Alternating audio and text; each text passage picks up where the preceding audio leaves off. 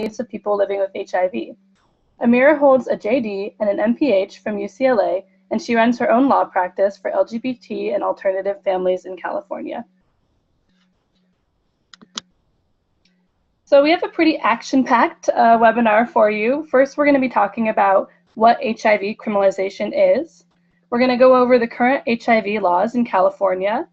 We're going to talk about the current HIV science, public health considerations, and how HIV criminalization impacts people living with HIV. We're also going to look ahead to some exciting legislative changes we might be seeing here in California. SB 239 is a bill that would be making a lot of changes to HIV criminalization in our state. So we're going to look at what the implications of that will be. We're also going to have a Q&A at the end. So feel free to either note your questions to ask later at the end, or we do have a chat box where you can input questions. And we have Arnita Rogers, our policy director at PWN, keeping track of those questions, and we'll be able to address those at the end. A few other housekeeping items. Like I said, there is the chat box, so you should be able to access that if you have any problems, any technical difficulties or questions you want to ask.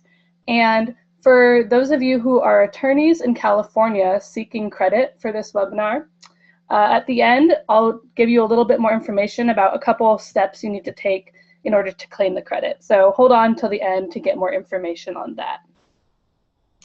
All right, well, I'll go ahead and get started, and then I'll turn it over to Amira to give us more information. What is HIV criminalization? This is a term that refers to laws and policies that allow for the prosecution of people living with HIV for either not disclosing their HIV status, exposing others to HIV, and/or transmission of HIV. So one thing to note is that HIV criminalization refers to all of these things, not just actual transmission of HIV. In fact, many places have laws that criminalize behaviors that can't actually transmit HIV, such as spitting and biting. Some jurisdictions that don't have HIV-specific criminal laws have also prosecuted people living with HIV under general criminal laws or using enhanced criminal penalties. For example, some places have prosecuted people living with HIV using aggravated assault, terroristic threats, reckless endangerment, or attempted murder charges.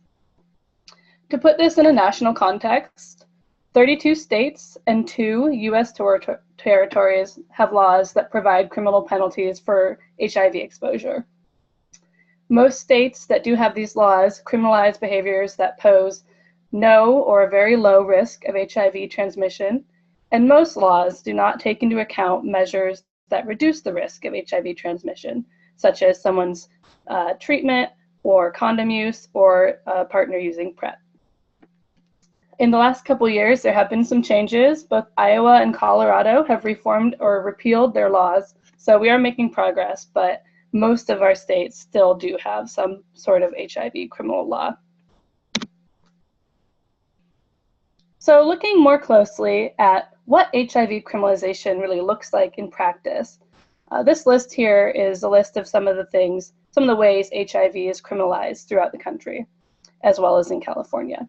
So one of the main ways HIV is criminalized is through laws that punish people for non-disclosure, meaning they don't disclose their HIV status to a partner either before sexual intercourse or sharing of injection equipment. Some states provide an extra criminal penalty when someone living with HIV is engaging in sex work, otherwise known as solicitation or prostitution. Some states also provide an extra criminal penalty for things that are already illegal, such as sexual assault, when the person is living with HIV. Some states criminalize blood, organ, or other tissue donation by people living with HIV as well. So in addition to these HIV-specific laws, many states also have general laws that criminalize STI exposure or other communicable diseases, and sometimes these are used against people living with HIV. And then finally, as I mentioned, even in places where there aren't specific HIV or STI laws, people may still be prosecuted under other general criminal laws. So where did these laws come from? Most laws in California and elsewhere in the country were passed in the 80s and 90s in the height of the panic around the HIV/AIDS epidemic. During this time, people were dying. There was a very limited understanding of HIV. Governments were slow to acknowledge the disease or even come up with a cure. So there was a lot of fear and panic. At the same time, there was a systemic incentive for states to introduce punitive laws, such as the ones I've been describing, as a condition of getting funding for HIV treatment and services. So there was a larger incentive for states to adopt these types of laws, in addition to the fear and panic driving the response to HIV. So here's a list of the current HIV-specific laws in California. And we will be talking about these more later, so you can hold off if this is making your eyes glaze over. But basically, one law specific to solicitation or prostitution. That's California Penal Code Section 647F. Basically, when someone is arrested for solicitation or prostitution, meaning they either engage in or offer or agree to engage in some sort of sexual act in exchange for something of value, when they're convicted of that, they're subjected to a mandatory HIV test. If they're later arrested on a similar charge and they now know their HIV status, rather than getting a misdemeanor like anyone else would, that person will now get a felony. In California, we also have a law that makes it a felony for a person living with HIV to donate blood, tissue, semen, or breast milk. We have a law, which is California Health and Safety Code, Section 120291, that is a felony for someone to have anal or vaginal sex without a condom and without disclosing their HIV status, with the, quote, specific intent to transmit the disease to their sex partner. So specific intent, I wouldn't be misled there into thinking that prosecutions only apply to people who are intentionally out there trying to transmit HIV to other people, because the laws don't take into account whether or not someone used a condom or was on treatment or any of the things that would actually prevent them from transmitting HIV to others. Finally, we have California Penal Code 12022.85, which provides an extra criminal enhancement for sex crimes, such as or otherwise known as sexual assault, when the person is living with HIV. So like I said, Amira will get into the impact of these current laws now, but this is an overview of the HIV-specific laws in California. And one thing to note is actually we did have one victory last year. There was a law that made it illegal for people living with HIV to donate organs to other people living with HIV and for the transplant to happen. So one victory was that law was repealed last year. In addition to those 4 HIV-specific laws we still have on the books, California does have a general STI exposure law. So California Health and Safety Code Section 120290 makes it a misdemeanor for someone to, quote, willful exposure to any contagious, infectious, or communicable disease. So this isn't specific to HIV. This applies to any contagious or communicable disease. And so one thing to note, and again, Amira will explain this in more detail, none of these laws actually require that someone transmit HIV to someone else. So needless to say, as many of these laws were enacted in the 80s and 90s, they're now 30 or 40 years old, and they don't reflect the current state of HIV and what we know about it. Some of the things that have changed include the treatments for HIV, the long, healthy lives that people living with HIV can now lead, and just our knowledge of how HIV is transmitted. Amir will go into this in more detail, but I just want to flag that while these laws have existed for 40 years or 30 years, so many things have changed and the laws haven't. Some of the reasons why these laws are so problematic is that they really counter our efforts to combat the HIV epidemic. For example, many of these laws actually provide a disincentive for someone to learn their HIV status.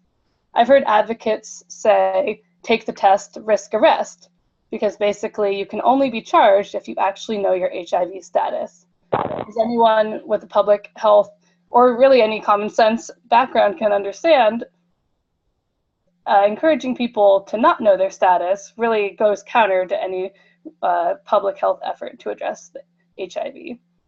These laws create additional barriers for people to get into care. It creates fear and mistrust around public health and healthcare professionals. These laws also perpetuate misconceptions about how HIV is transmitted because it allows for prosecuting people when they haven't done anything that would actually pose a risk to others. These laws also put all of the blame and responsibility for sexual decision-making on people living with HIV and not their partners. And of course, these laws increase stigma and marginalization of people living with HIV. And public health experts agree that stigma is one of the biggest barriers to getting people living with HIV into the care that they need to be healthy and to prevent transmitting HIV to others. There's also a number of legal issues with these laws being on the books. In fact, there are some individual cases that are being challenged in other states based on equal protection and protections under the Americans with Disability Act.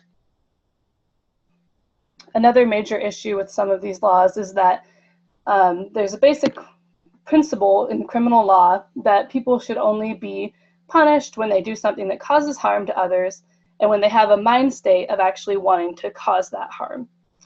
So the problem with these laws is that often neither intent nor harm is present. For example, as I said, many of the laws don't take into account whether or not someone used a condom or was on treatment to reduce their viral load. In that case, those things would show that the person didn't have the intent to transmit HIV to someone else. In fact, they were taking efforts to prevent transmission. Additionally, many of the laws allow for punishment of people when there is no transmission of HIV. They're simply being punished for doing things that other people are able to do legally, but they happen to be a person living with HIV. Many of you may have already questioned how this interacts with patient confidentiality, since HIV is a medical condition. Unfortunately, in California and in many other places, these criminal laws are used as a way to allow people's medical records to be used in court or used in law enforcement to show that they are guilty. The consequences of HIV criminalization are very serious, whether or not someone is actually convicted. For people who are arrested, their name and image and their HIV status might be plastered all over the media. They could lose their job. There's many things that can happen to someone even if they aren't actually convicted. If someone is convicted, the consequences are extremely serious. In California, for one of these felonies, you can get a sentence up to 8 years. In other states, there are sentences of up to 30 years. Prison or jail time and having a felony conviction, of course, have consequences that last after someone's release. So finding a job, getting housing or public benefits, all of those things can be negatively impacted by having a criminal record. Additionally, people may lose their parental rights. They may lose their ability to travel to other states and to vote. And these laws also, as I mentioned before, subject people living with HIV to additional stigma and violence. In this environment, it's also really important to note that people who are immigrants, and especially undocumented people, are being pushed further away from services, even healthcare, as they face increasing policing and surveillance. And in addition to that, if someone is arrested for one of these laws, they may face deportation. So that's a somewhat brief overview of HIV criminalization in California. I'm actually going to turn it over to Amira to go more into depth on some of these issues and talk about the impact. And then when she's done, we'll talk about some of the changes that might be happening in the law. So I'll go ahead and turn it over to you, Amira. Thanks, Cami. Just checking you can hear me okay? Yep. Okay, great. So I'm going to talk, like Cami said, a little bit more about how the laws are actually happening on the ground here in California. But first, I often, before presenting this information, try to present a little bit um, of information on the science of HIV today, because I think it's important for everyone to be on the same page about what HIV means and what it means now in 2017 as opposed to 20 to 30 years ago. So I'm assuming that this may be a review for some of you, but I hope you'll bear with me so that everyone can be on the same page about this. I am no longer up. There it is. Okay. Sorry, I'm having trouble with the slides. Okay. So I just wanted to start by showing this graph from the CDC. This is a graph showing the number of HIV-related deaths from 1985 to 2013 and the number of HIV-related new diagnoses over that same time period. And as you can see, there was a really, really dramatic drop in 1996, which was when antiretroviral therapies were introduced.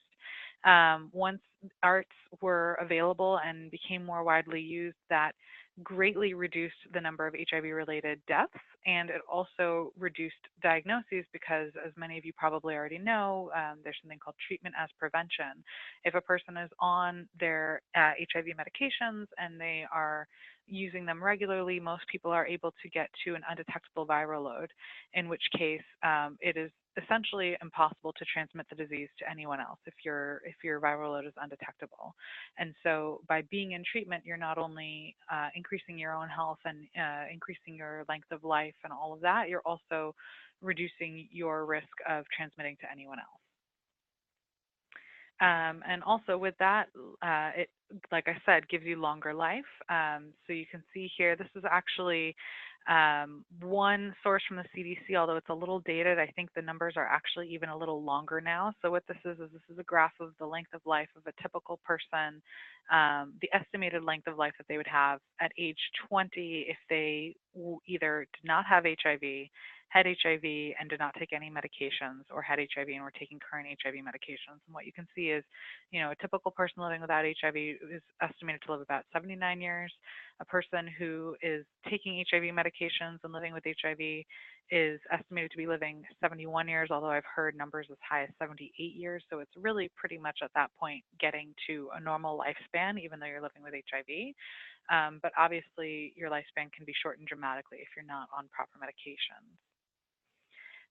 Also, there is something called, so as I was saying before, treatment as prevention. If you are on full treatment, it can reduce your possibility of transmitting to a partner or to a child, because HIV can also be transmitted from vertically from mother to child. And what the studies have found is that being fully undetectable and having an undetectable viral load can reduce transmission between partners as much as 96% and can reduce mother to child transmission as much as 98%. These are massive amounts of reduction in transmission risk, which is why there's now what's called the U equals U campaign. So U equals U stands for undetectable equals untransmissible, so that people should know that if you can get on treatment and you can get your viral loads down to an undetectable level, you really can be, untransmissible and able to have that knowledge when living and working with other people and in sexual relationships throughout your life. There's also now available both pre-exposure prophylaxis and post-exposure prophylaxis. These also help reduce the risk of transmission, but they are for the person who is living without HIV. So pre-exposure prophylaxis is a daily pill that a person can take, and that can reduce their risk of HIV from getting HIV, not transmitting it to someone else. But if it's a person without HIV who may be engaging in behaviors that are more likely to transmit, or in communities where there's more likely to be exposure, people can take this daily pill and reduce their risk by over 90%. And also for people who have been probably exposed or definitely exposed and know that, they can actually take a pill, start on a medication after the exposure, and if they can take it within the first 72 hours after the exposure, they can also dramatically reduce their risk of transmission. Also, it's important to know what the actual risk of exposure and transmission are in different sex acts, because often people think of HIV as something where if have sex with a person who's living with HIV and you're HIV negative, then you will for sure seroconvert. And what this chart actually shows, these are numbers from the CDC, so from the federal government, and it shows that risks are actually the only very high risk of transmission is through blood transfusion. So when you are receiving, blood donation from a person living with HIV, yes, you have a very high risk of transmission of HIV. But other than that, the risks are much lower than most people may think. Even receptive anal intercourse, which is considered the highest risk, has a risk of about less than 1.5% per act. So we're talking about low risk in any individual act. And I think that it's important to communicate this because when we're talking about HIV criminalization laws, it's very easy for people to see HIV as both something that is virulent and will for sure be transmitted, and then a death sentence once it is transmitted. So I think it's important for people to see what the current state of the science is. So now I'm going to go over the laws here in California and how they actually play out on the ground. And Cami already gave you an idea of what the laws are on the books. And we were able to look at the use of the laws from 1988, when the earliest ones were passed, through 2014. So all of this is based on the data through the middle of 2014, when we got data from the California Department of Justice. And as Cami mentioned, there's no requirement of transmission under any HIV criminal law. And so there's actually no way in the records for us to know what percentage of those convictions had anything to do with transmission as opposed to simple exposure or potential exposure. What we could do is look at the different laws, and only the felony exposure with intent to transmit law, so 120291, is the only law that actually requires intent to transmit. And so of the convictions, only 2% were under that law, which means that 98% of convictions under HIV-specific laws did not require any proof of intent to transmit or any intent to harm. And additionally, most of the convictions did not require any proof of conduct likely to transmit, because solicitation, as we know, is the agreement to engage in sex work. It is not the actual act of sex work. And so often people are picked up for solicitation while having a conversation, while exchanging money, while getting into a car, before any clothes have been taken off or before any sexual contact has happened. And so we say that in that case, there was no proof of any conduct likely to transmit. And what we found is that 93% of the convictions were either related to solicitation or related to an act only involving oral sex, which the CDC says has a negligible risk of transmission. So what we're seeing is that most of the convictions under these laws neither require intent or require proof of actual harm. But it's important to look at who's actually being impacted by these laws. So first, I just always, again, think it's important to reiterate this, that when this graph shows you all of the different HIV-specific laws, and the red bar on the left is the number of incidents or the number of people who have had any HIV-specific offense. And what you can see is that it's about 800 people and about close to 1,200 incidents over the time since the laws have been passed, which is not nothing. But then that, I guess it's a dark gray or brownish, depending on your eyesight.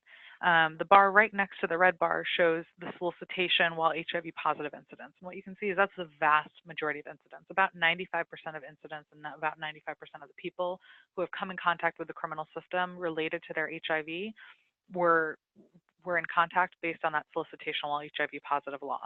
So it's really important to know that when you're talking about HIV criminalization here in California, what you're really talking about in 95% of the time is sex work. So I think that's really important to note. This also just shows the number of people who've had contact with the criminal system related to their HIV status by year. And you can see that there was sort of a small uptick at the beginning when the laws were first passed, and we hit kind of a high mark around 95 to 2005, and then things started to drop back down around 2005. And again, because most of this is solicitation, what our best guess is for why there's been this drop is that most solicitation in the early 2000s started moving from the streets to online. And as it became more of an online-based venue instead of a street-based recruitment system, then it was harder for people to get basically arrested and picked up by the police. And so there's been a drop over that same time in general solicitation offenses, and that has also probably impacted the HIV-specific solicitation offenses over the years. This graph or this map is also meant to just basically show you that, first of all, HIV criminalization is happening throughout the entire state. More than half of the counties in California have had at least one incident related to HIV in those counties, but they're really concentrated in a few key places. The number one place being Los Angeles County. More than half, 57% of HIV-specific incidents have been prosecuted in Los Angeles County, and that's disproportionate to the number of people living with HIV in the state. Only about 35% of people living with HIV in California have lived in LA County over that time period. And the second highest county is Sacramento County, which had about 9% of all incidents, even though they only had about, I think it's 3 or 4% of people living with California. So there are really, really high proportions of prosecutions in those two counties, and then it's sort of spread out throughout the rest of the state. But like I said, when you're talking about HIV criminalization, you're talking about sex work. And so I think it's important to talk about why sex work matters, and specifically when we're talking about different communities who are going to be more impacted by that. So I'm going to start talking about LGBTQ communities, and then I'm going to go into more about sex work and its impact on communities of color. So first of all, LGBTQ youth are, you should understand that sex work in California is defined as an agreement to engage in prostitution, and prostitution is defined as the exchange of sexual contact for money or other things of value. So, for example, if a person exchanges what's often referred to as survival sex work, will exchange for food or for a place to sleep, that also would be considered solicitation and prostitution in California. And we know that there's a very high proportion of homeless youth who identify as LGBT and who are more likely in general to engage in survival sex work, who would also then be more likely to be pulled into the system because they're more likely to be out on the streets and needing a place to stay or needing food or needing money and engaging in solicitation, and then more likely to be picked up and charged. Also, there's a problem that's been seen throughout the country in terms of condom use, that people who are carrying condoms can be picked up, and then when they are, if the police see more than 2 or 3 condoms on a person, they will basically assume that the person is engaging in sex work and charge them with a solicitation offense, which is really problematic because then you have the choice of either choosing to have condoms and be protected or choosing to not be arrested, right? And so people have to choose between their public health or their sexual health and their safety in the streets and whether or not they're going to end up getting arrested. So it obviously is sending mixed messages. Particularly in New York City, they talked about this a lot, how it was essentially a person could be handed a New York City condom on one block and then picked up by the police on the next block. So the whole city's programs were fighting against each other. And this is also, this is having trouble switching slides. Cami, can you possibly help me with that? I will keep talking and hopefully we can figure out the slide situation. Thank you. Oh, okay. So there's also disproportionate impact on transgender women, and particularly transgender women of color. These graphs come from the most recent U.S. Transgender survey, which surveyed over 25,000 adults who identified as transgender or gender nonconforming. And what you're looking at are reports specifically of transgender women.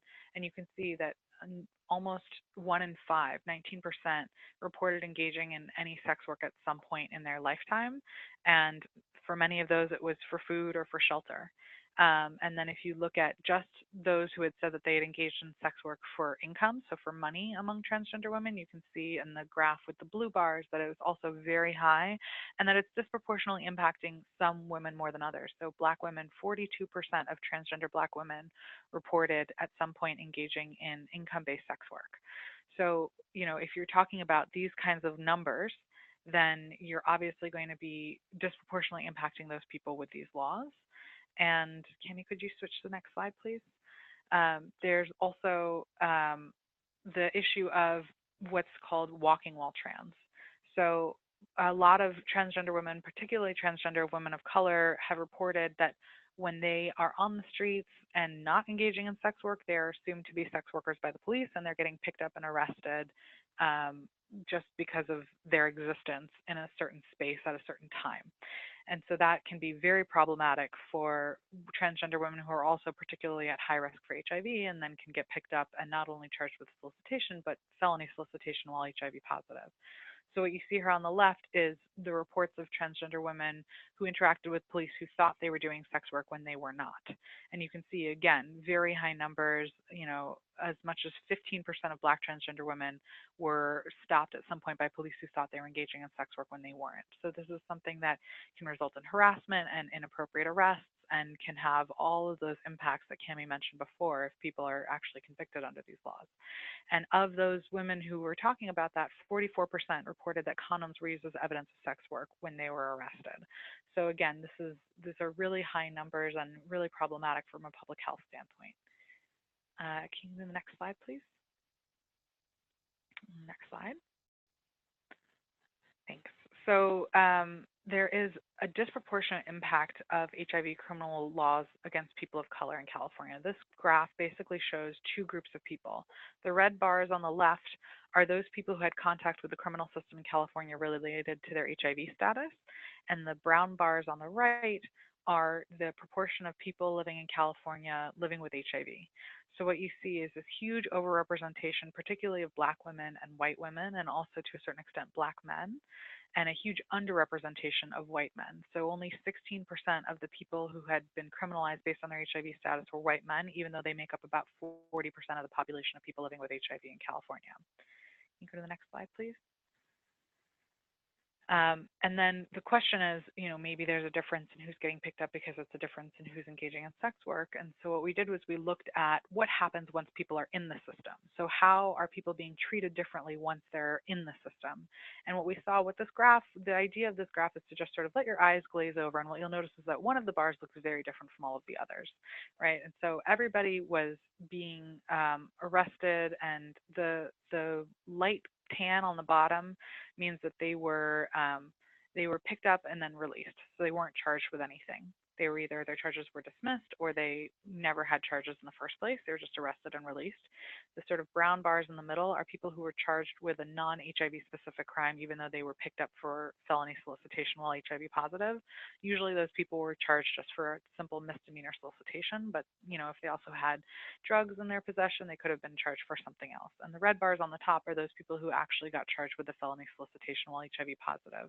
And what you see is that white men were only charged for that felony solicitation law about 13% of the time, and they were released about 70% of the time. And that release rate is nearly double the rate of everyone else. And that charging rate under that felony solicitation law is about a third of everyone else. And so you're seeing really disparate impacts once people are in the system, just based on how people are actually being charged. Can we do the next slide, please? So there's also a major impact of legal consequences on people living with HIV who are immigrants. Next slide. So this is a map of all the people who had, so there were those 800 people who had contact with the criminal system based on their HIV status. And what you see here is that they are from all over the world. We have the vast majority came from the United States and Mexico, but you can see that there were people who were born in the former Soviet Union, Vietnam, Thailand, South Africa, basically anywhere you can think of, all over the world, people come to California. It's a huge immigration state, and so this was impacting people from all over the world. Next slide, please. So you don't need to read this slide. The idea of it is basically to say that there are immigration-related consequences related to HIV criminalization. One of the most important ones is that any person who is a new immigrant to the United States who gets convicted of what's called a crime of moral turpitude in the first 5 years that they come into the United States can be deported. And solicitation per se under California law is considered a crime of moral turpitude. So if a person gets picked up for solicitation, they can be deported because of it. And we understand that these felony solicitation offenses have to be a second offense because a person has to be tested on their first solicitation offense. And if they test positive, that test has to go into their record. And then if they get picked up a second time for solicitation, it'll show in the record that they're HIV positive, and then they can be prosecuted under the felony. So if a person gets picked up for 2 crimes of moral turpitude at any point, they can be deported. So they may have been picked up for a solicitation offense, say in their 7th year of being in the United States, and then they get picked up again in their 35th year being in the United States, that second offense could be a deportable offense. So this is really serious because it can result in people having to leave the country. Next slide, please. Oh, maybe I have control again.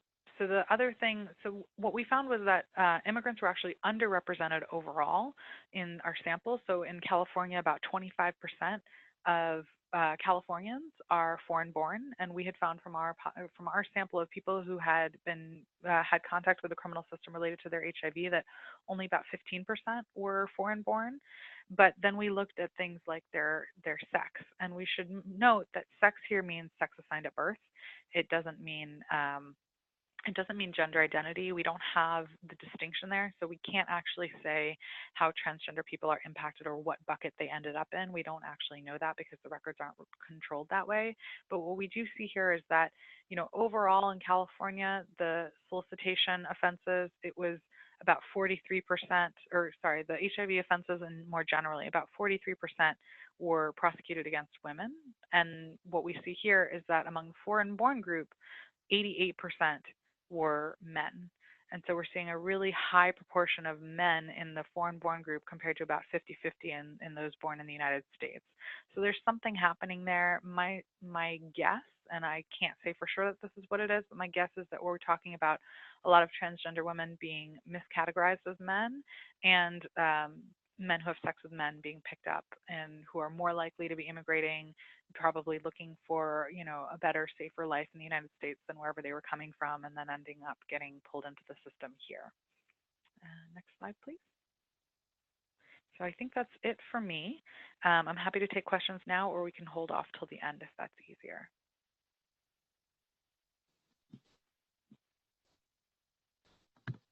Awesome. Thank you so much, Amira. I think it's so important to look at how these laws are actually impacting people in their everyday lives on the ground. Why don't we go ahead and hold off till the end on questions? I think we only have a couple so far, so we should be able to get them at the end if you can stay on the line for a little while longer, Amira. Yeah, absolutely. I'll be here till the end.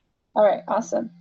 Great. So Amira just gave us a good overview of how these laws have actually been applied in the nearly 25 years they've been, the 25 years that they looked at the Williams Institute.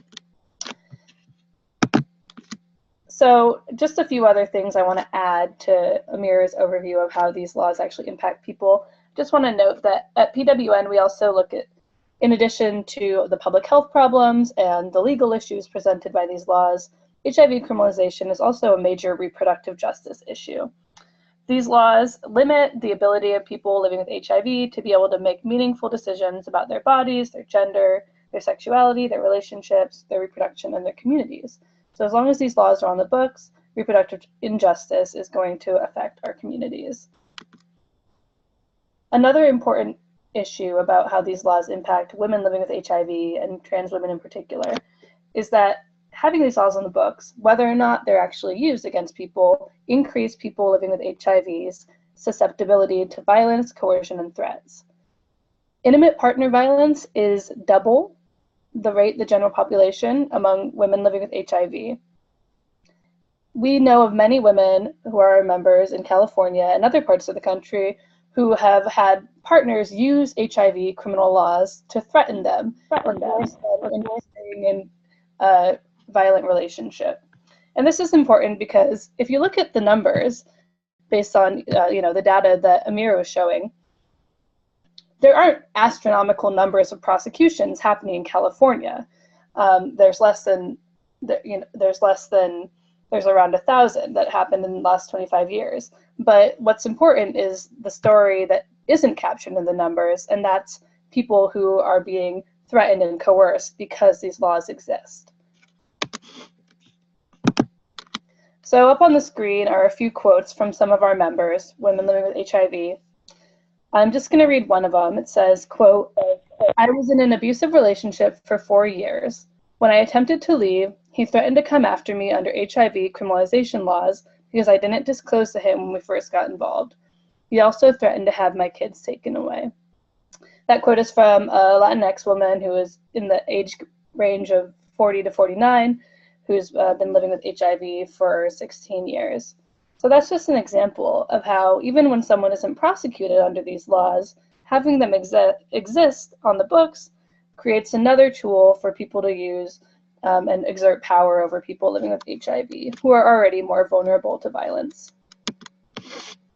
So PWN sees this as a fundamental issue of bodily autonomy and reproductive justice, which is why we're co-authors of SB 239. So we did a brief overview of the current laws on the books. I want to talk about SB 239, which is a bill that would radically change the HIV criminal laws in California. SB 239, which just stands for Senate Bill 239, is a bill that was introduced earlier this year by Senator Scott Wiener, who represents San Francisco. It was also authored by Assemblymember Todd Gloria from San Diego, and there are a number of other co-authors who have joined the legislation since it was introduced.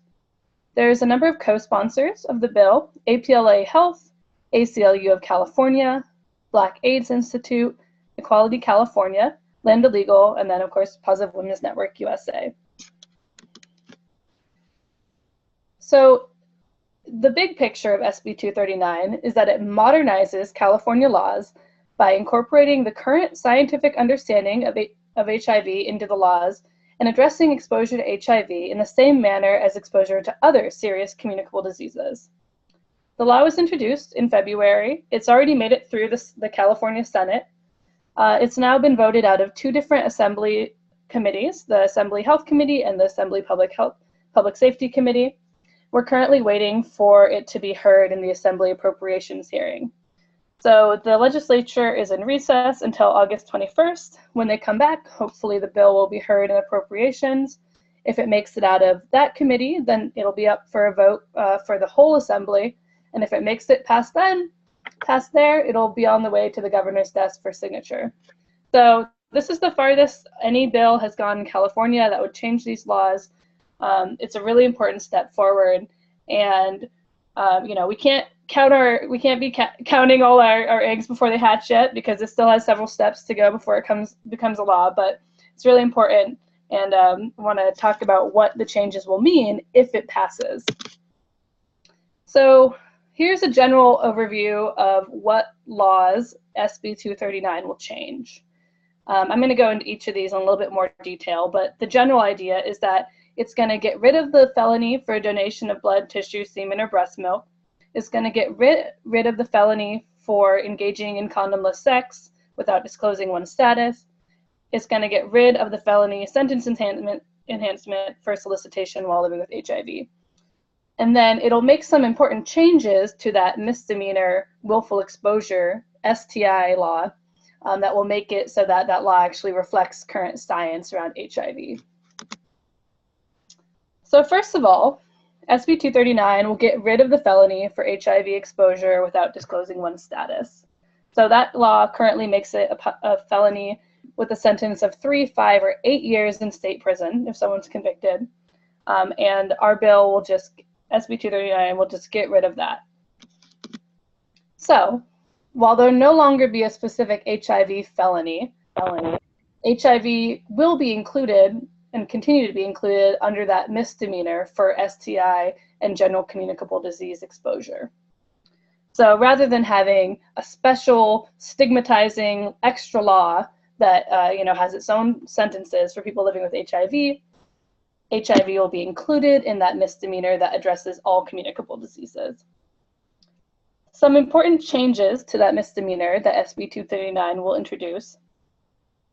It will require that for someone to be convicted, they have to know their communicable disease status, they have to have an intent to transmit it to someone else, they have to engage in an activity that carries a substantial risk of transmission, and then actual transmission has to occur.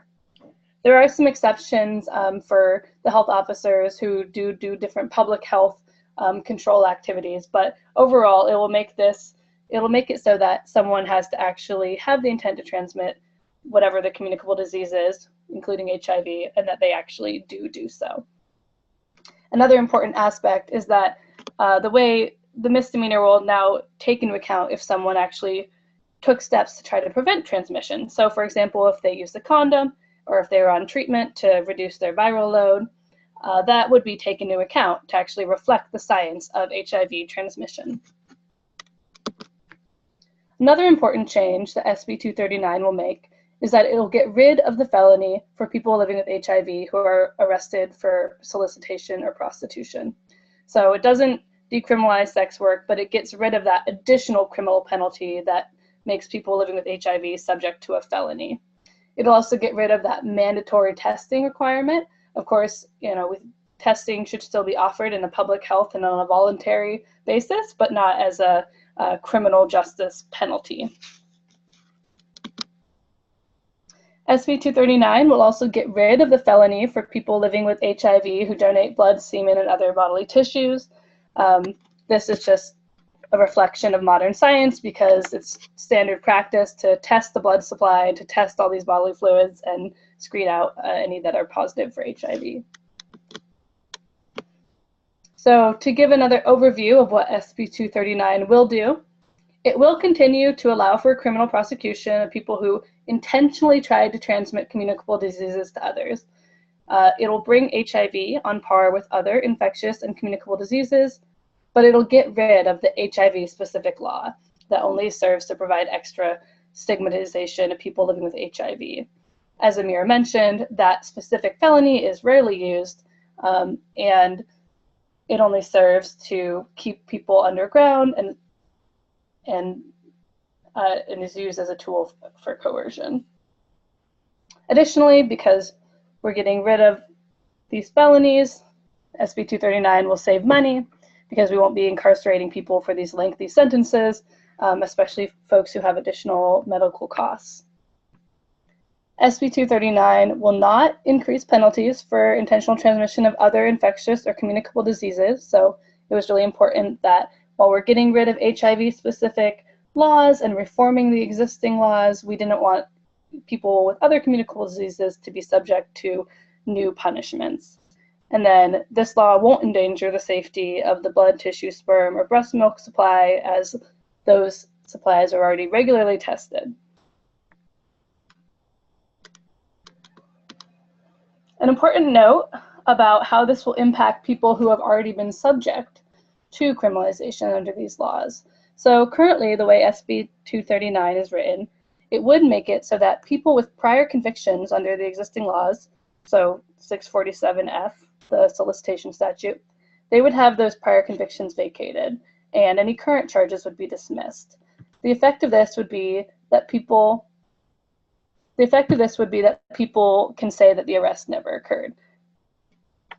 The bill would also allow people who are serving a sentence to actually petition the court for a recall of their sentence and then be given credit for time served.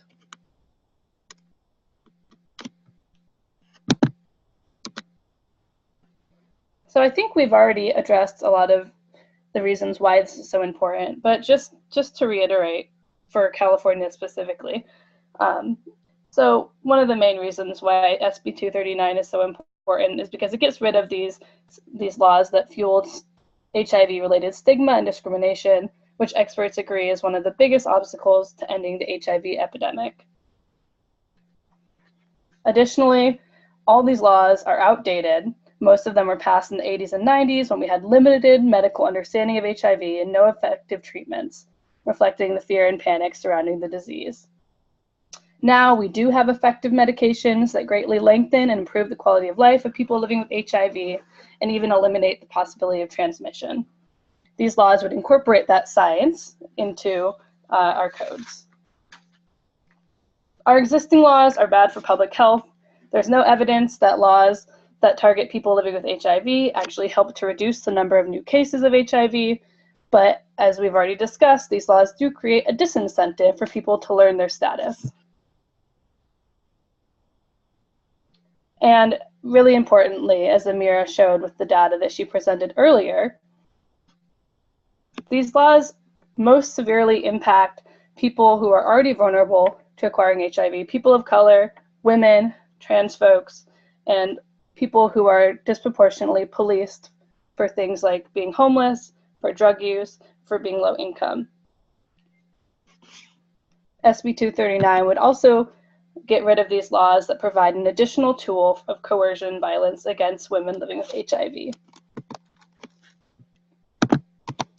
I see my slides jumped ahead, but that's great. I want to just step back and put this in the national context again. So California isn't the first to change its laws if this bill passes, but it is among the first, and I think it's an important model for looking at how we can modernize our laws to reflect science and reflect the reality of the lives of people living with or vulnerable to acquiring HIV.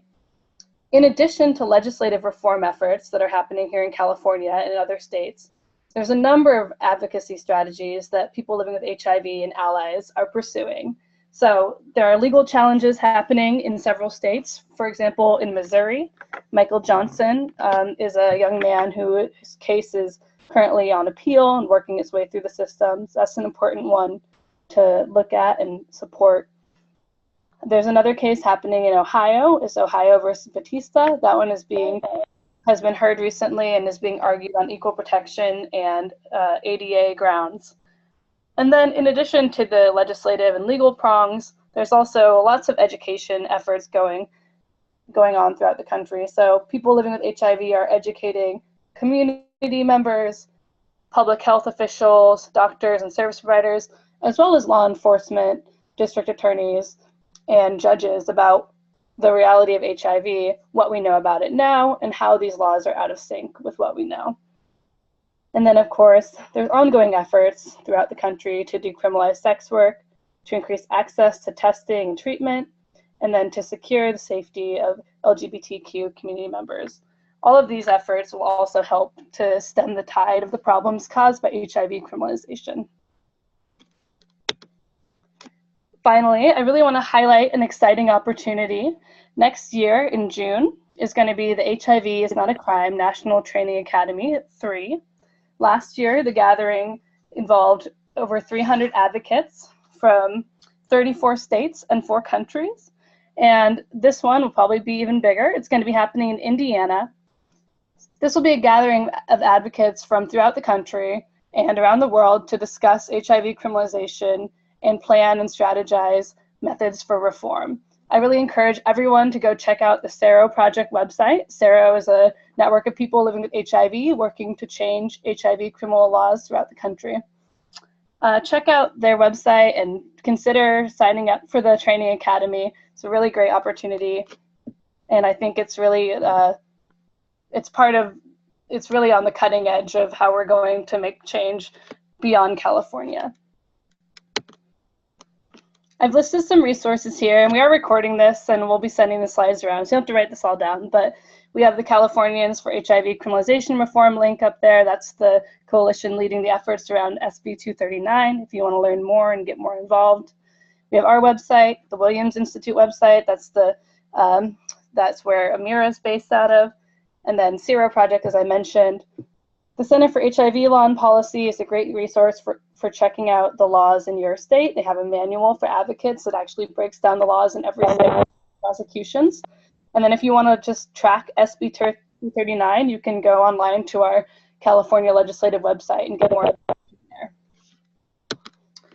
Okay, so we are going to turn it over to Q&A in a few minutes, and I did see that we had some questions, so I'm excited to address those. Really quickly, for attorneys, there's a few steps that you need to take to get MCLE credit. So we need to have your bar number on record, and I did change the registration form midway through, so some people might have been able to provide it and some people might not have. So if you didn't provide your bar number, or if you don't remember, just please email me at cami.pwnusa@gmail.com, and I'll make sure you have the information you need. I'll also be sending around a certificate of completion, which you need to complete and keep for your own records, as well as an evaluation that you'll need to email. But I'm going to email all this information out. Don't worry, just wanted to flag it for you attorneys out there. Okay, and with that, thank you for your attention. I'm going to go ahead and turn it over to our Q&A.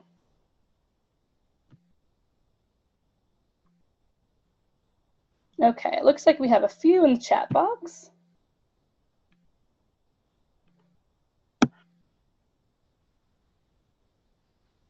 Okay, so actually, Amira, I see that we have a question about the cost of incarcerating people living with HIV in California at $81,000 per year. Yeah, I think that number, I want to say it comes from, there's like a California legislative office that does calculations. If I remember correctly, that's where that number came from. So it's not from the Williams Institute. I was actually trying to Google it to try to find the source. But yeah, I think if you do a Google search, a more detailed one than I was able to do in the last 5 minutes while we were all talking, you should be able to find that number. And I believe it comes from, I think it's called the California Legislative Office, or it's essentially like the state version of the federal CBO, which is the Congressional Budget Office, which does a lot of those things. And then the other question I think was about the typical sentence under HIV criminalization laws. So what I can tell you is that for felony solicitation, which is the most commonly convicted of the laws, a typical sentence is 16 months, whereas for misdemeanor solicitation, a typical sentence is usually about 4 to 6 months. So it's about an extra year.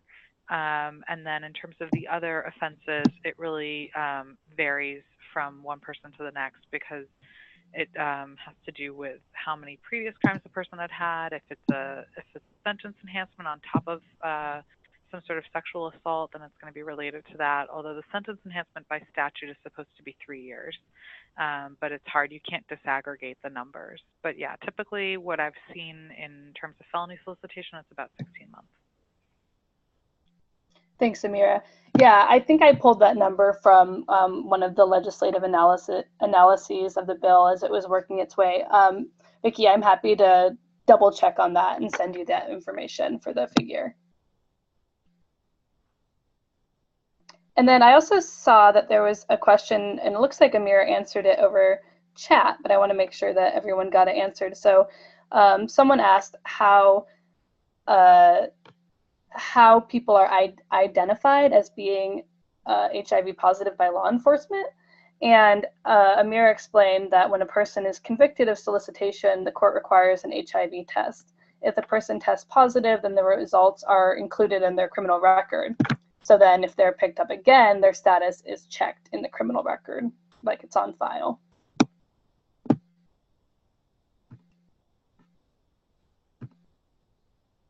Looks like we have another question.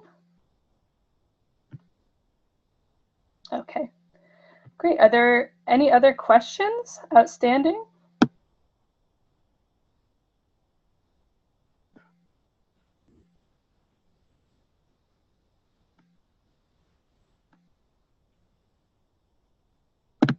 All right, well, I don't hear any, and looks like we're ending right on the hour. So, oh, never mind, we have one coming in. Oh, that's a great question. So someone asked if there's domestic violence organizations signing on to HIV crim. So I know that we have several domestic violence organizations signing on in support of SB 239. So there are domestic violence organizations trying to help end HIV criminalization because they recognize how it plays into violence against people living with HIV.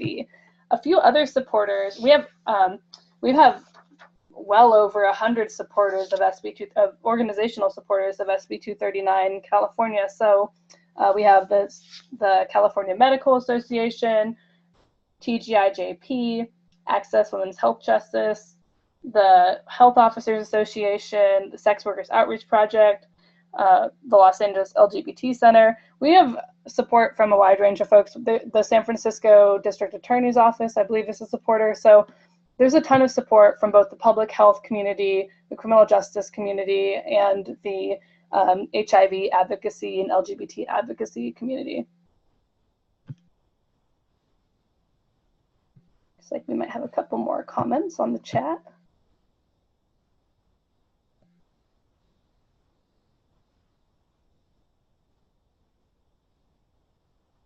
Oh, so someone has asked how the public has reacted to the bill and to modernization, as well as DAs and prosecutors. I think overall there's been a lot of support because people understand that science and public health and justice is on the side of reforming these laws. I think when there's been pushback is when there's been a misunderstanding about what the current laws criminalize. So, for example, a lot of people think that these laws only criminalize people transmitting HIV to others. And most of the prosecutions aren't about that at all. So folks who have expressed concern are concerned about deterring people who would go out and intentionally transmit HIV to others. But we just know empirically that really doesn't happen. It hardly ever happens. And in any case, that's not what these laws are punishing. So there is pretty strong support from both sides, and particularly like the public health community. Oh, and then someone asks, what are the arguments opposing the bill, if any, and how well are they supported? Amira, do you want to jump in on that, or do you want me to take that one as well? I've just been talking away. Sure, I can jump in if that's easier. So most of the arguments opposing the bill are often actually more about, well, why don't you just increase everything to a felony? Why are we making it a misdemeanor for HIV for intentional transmission of any communicable disease instead of making it a felony for intentional transmission of any communicable disease? I think that's just a matter of, trying to explain to people that often a public health response is the appropriate response for disease control and not a criminal response. I think the other arguments, I'm trying to think of I think a lot of them come from misunderstanding of what the current law is and what the new law would be. And in terms of how well they're supported, I think the California Coalition has been pretty good about gathering a lot of support and staying under the radar from people who may oppose. And so I think at the most recent assembly hearing, there were no voices in opposition to the bill. Thank you. Yeah, I think some of the opposition that we've had has actually turned to neutral. For example, one of the law enforcement organizations had originally expressed some concerns, and then I think when they learned more about the changes to the law, they turned their opposition to neutral. Thank you for these thoughtful questions. And I'll put my email up too on the next screen if you all have other questions you want to follow up with.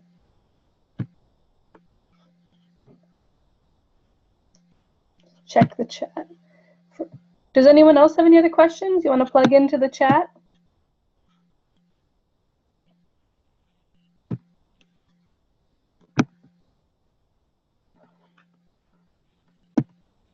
All right, well, I think we'll go ahead and close out. Thank you again, everyone, so much for joining us.